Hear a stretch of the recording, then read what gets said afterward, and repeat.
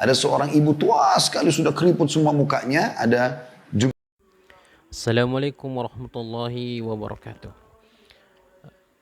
Baik teman-teman yang berbahagia, kembali lagi di channel kami Saif. Kali ini kita akan menyaksikan salah satu dari video Ustadz yang membahas tentang kisah yang kebaktian seorang anak kepada orang tuanya. Yang biasanya kita dengar seorang saudara bertengkar karena warisan dari orang tuanya. Tapi ini lain, ya, kisah yang sangat unik, yaitu saudara bertengkar ingin mengasuh ibunya. Masya Allah. Langsung saja kita dengarkan penjelasan Ustadz kita. bagi sebuah kisah di sini. Kisah ini saya baru dapatkan, sebenarnya dikirim oleh salah satu sahabat dekat saya, Abdurrahman Suhaib. Hafizahullah, beliau salah satu teman yang tinggal di kota Jeddah. Dan sering kali kami tukar-tukaran, kadang-kadang dia kirim beberapa cuplikan, walaupun dia bukan seorang alim, dia adalah seorang pengusaha gitu kan, tapi sering kali kami ngobrol dan segala macam. Dia sempat mengirimkan kepada saya sebuah kisah mungkin sekitar 2-3 hari yang lalu. Saya sempat terenyuh mendengar kisah itu. Cuplikan seorang hakim di salah satu pengadilan di Saudi yang menghadapi kasus yang menurut dia kasus yang paling unik gitu. Apa ceritanya? Saya waktu dikirimkan cuplikan sekitar 8 menit cuplikan itu, ada gambar orang tua. Ada seorang ibu tua sekali sudah keriput semua mukanya, ada juga dua laki-laki sudah tua di kiri, di kanannya, di kanan gambar itu ya. Saya belum menangkap pesannya pada saat itu, tapi kemudian saya dengarkan. Mungkin orang kalau tidak mendengar kisah ini, saya juga sempat kirim ke grup teman-teman dai, Allahu a'lam sempat terbaca atau tidak, karena 8 menit biasa membuat orang jenuh untuk mendengarkan. Tapi kalau didengarkan, insya Allah akan dapat poinnya di situ. Nah, di situ hakimnya sendiri berbicara. Dia mengatakan, salah satu yang paling unik yang saya pernah temui dalam pengadilan, dia menjadi hakim puluhan tahun gitu. Dia bilang, datang seorang yang menurut saya sudah tua. Waktu itu lebih tua daripada si hakim. Umurnya 60 tahun. Sudah sangat tua, jenggotnya sudah putih, datang, ya, kemudian mendekat kepada hakim, masuk di pengadilan, dia mengatakan, saya punya keluhan hakim. Kata hakim, apa keluhanmu? Dia bilang, keluhanku aku mengeluhkan saudaraku, kakakku. Kata hakim, awalnya saya berpikir, umur 60 tahun, mau mengeluhkan kakaknya, masalah apa ini? Gitu. Sudah sangat tua gitu. Orang bertengkar mungkin antara 20 tahun sama 30 tahun, 40 tahun, mungkin masih kadang-kadang masih terjadi. Ini 60 tahun, berarti kakaknya lebih tua. Kata hakim, berapa umur kakakmu? Dia bilang 65 tahun. Apa permasalahan kalian? Kata dia, ceritanya adalah saya menjadi tentara selama 30 tahun di daerah Tabuk. Tabuk cukup jauh. Di pinggiran Madinah, di pinggiran Saudi, perbatasan, 30 tahun. Dan saya memiliki seorang ibu yang tua. Ibu ini saya titipkan atau dijaga oleh kakak saya yang 65 tahun yang sedang saya keluhkan itu. Kata hakim, lalu apa yang kau keluhkan? Kakakmu menjaga ibumu dan kau pun menjadi askar. Kata dia, iya, ceritanya adalah selama 30 tahun itu saya selalu membagi gaji saya. Setengahnya saya pakai untuk kebutuhan, setengahnya saya berikan untuk kakak saya dan ibu saya. Selama 30 tahun dia bilang, saya pun kebanyakan menghabiskan waktu di wilayah sana. Sekarang saya sudah pensiun. Lalu saya datang, ketemu dengan kakak saya dan ibu saya, dan saya bilang sama kakak saya, sudah 30 tahun kamu berbakti sama ibu kita. Dan saya sekarang minta, mohon kepada kamu agar memberikan kesempatan kepada saya berbakti sama ibu sebagaimana kau sudah berbakti. Saya cuma minta ibu ini pindah ke rumah saya sekarang. Lalu hakim, tiba-tiba kakak saya menangis, lalu mengatakan, demi Allah kau tidak akan pernah bisa merebut ibu dari aku.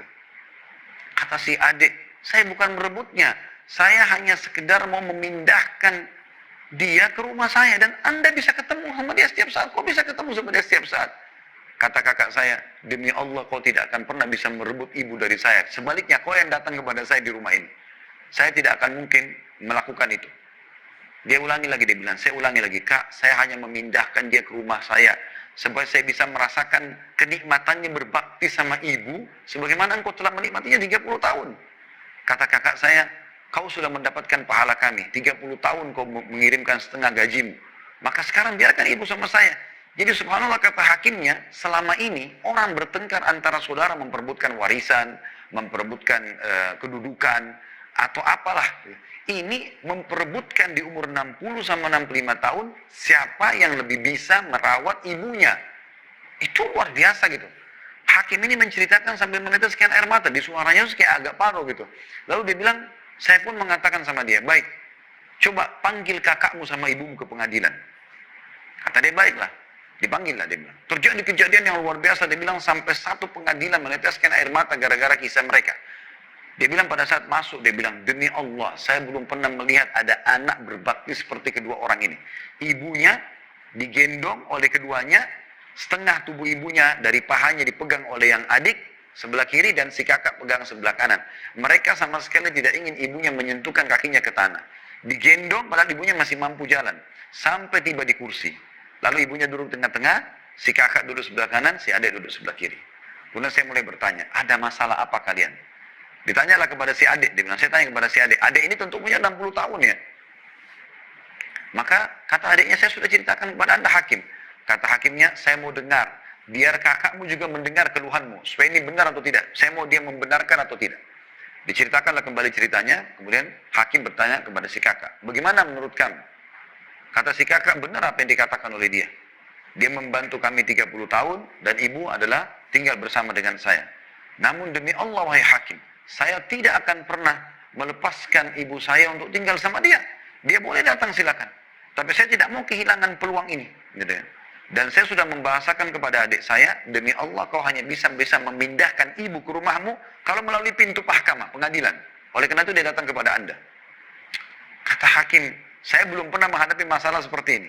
Bagaimana memecahkan masalah antara dua anak yang beributkan ibunya. Lalu saya balik kepada ibunya, saya mengatakan, ibu, tengahi di antara mereka. Kata ibunya, saya nggak bisa, wahai anakku. Dia bilang kepada hakim anak, karena ibunya juga sudah tua, 80 tahun lebih malah umur ibunya. Yang ini ditunjuk si kakak, mata sebelah kanan saya. Yang ini si adik, mata sebelah kiri saya. Dua-duanya ini berbakti sama saya tidak tahu harus menengahi mereka bagaimana. Maka saya pun berkata kepada si kakak, kalau saya melihat kasusnya, seharusnya memang adikmu punya hak. Dan kau bisa datang ke rumahnya. Dia punya hak untuk dibagi waktu sekarang. Karena si adik mengatakan, saya betul-betul hanya berharap sisa umur saya bisa berbakti kepada ibu saya. Maka setelah saya putuskan seperti itu, terjadi sebuah goncangan di pengadilan. Si kakak tiba-tiba menangis terisak-isak. Lalu datang ke arah adiknya, mencium tangan adiknya, mencium lututnya adiknya, lalu memohon-mohon supaya ibunya jangan dipindahkan rumahnya. Sambil menangis, karena tangisan si kakak ini kami semua satu pengadilan nangis. Gitu. Bagaimana mereka luar biasanya mau memperebutkan ibunya. Ini si kakak cium tangan dan lutut adiknya untuk minta supaya ibunya jangan dipindahkan rumah. Kata adiknya, wahai kakak, saya hanya minta pindah, berikan saya kesempatan berbuat baik sebagaimana kau telah buat baik sama ibu. Kau bisa datang. Setelah dia tahu adiknya tidak mau lagi melepas kesempatan itu, maka dia pun berkata kepada hakim, wahai hakim, saya akan menerima ini, tapi dengan syarat satu. Dia pegang tangan adiknya, dia mengatakan, ambil janji kepada adik saya ini atas nama Allah, dia akan berbakti pada ibu saya sebagaimana saya berbakti dulu. Apa yang saya buat di rumah, bersihkan kotorannya, urus pakai, semua ini dia tidak boleh ubah itu. Dia harus buat bahkan bisa lebih baik daripada itu. Maka si adik pun berjanji, akhirnya pengadilan ditutup. Dan kata hakimnya, pada saat mereka keluar dari pengadilan, dua-duanya menggendong ibunya, ya membagi dua tubuh ibunya, setengah yang pegang satu, yang satu lagi pegang sampai mereka keluar. Dan ini sebuah kisah yang luar biasa. Di zaman kita sekarang di mana banyaknya kedurhakaan pada orang tua, justru ada orang-orang yang seperti ini masih dalam fitrahnya. Di umur tua pun mereka tidak mau sia-siakan masalah itu. Ini luar biasa teman-teman sekalian. Nah, ini harusnya menjadi sebuah ibrah bagi kita, bagi yang punya orang tua. Jangan karena orang tua kita seorang pejabat misalnya, atau orang yang punya kemampuan, lalu kita anggap, wah orang tua saya mampu, saya nggak usah bakti. Akhi dan ukhti, berikan makanan, berikan kue kesukaannya, berikan sarung, pakaian, apa saja, sabunnya, sampunya. Lakukan sesuatu yang kau mampu, mumpung mereka hidup. Pada saat mereka meninggal, peluangmu akan lebih kecil, walaupun bisa dengan mendoakan, menziarahi kuburnya, dengan bersedekah buat mereka. Tapi semasa hidup kau bisa mendapatkan ekstra dengan cara mencium tangannya, datang duduk memenuhi hajatnya, ngobrol-ngobrol saja, apa saja. Ringankan kesedihan mereka, gembirakan hati mereka. Karena orang tua itu teman-teman dengan kita datang saja sudah sangat gembira. Bagaimana banyak di zaman kita sekarang, dan saya sering ingatkan di beberapa pengajian, anak-anak sekarang sudah mulai pergi ke kota metropolitan, ke Jakarta, ke kota-kota besar. Kemudian orang tua mereka di kampung, mungkin mereka sudah berpendidikan tinggi, S1, S2, S3, mereka sudah bergelar profesor, kosakata yang digunakan, retorik yang digunakan juga sudah bahasa-bahasa akademik. Orang tuanya mungkin SD pun tidak. Maka terjadi ya gejolak yang syaitan lahirkan dalam dirinya, merasa diri lebih daripada orang tua. Sehingga dia malu bertemu dengan orang tuanya, malu kalau diperlihatkan orang tuanya kepada murid-muridnya, atau kepada siapapun karena dianggap nilai pendidikannya kurang. Atau kalau orang tuanya telepon walaupun hanya mau mendengar suaranya, buru-buru, sudah ibu ayah saya ada meeting. Tapi kalau teman bisnisnya atau siapapun yang telepon, maka mereka akan malah memperhatikan ekstra. Ini semua hal yang harus diperbaiki. Justru peluang kita teman-teman sekalian, surga kita ada di tangan keduanya.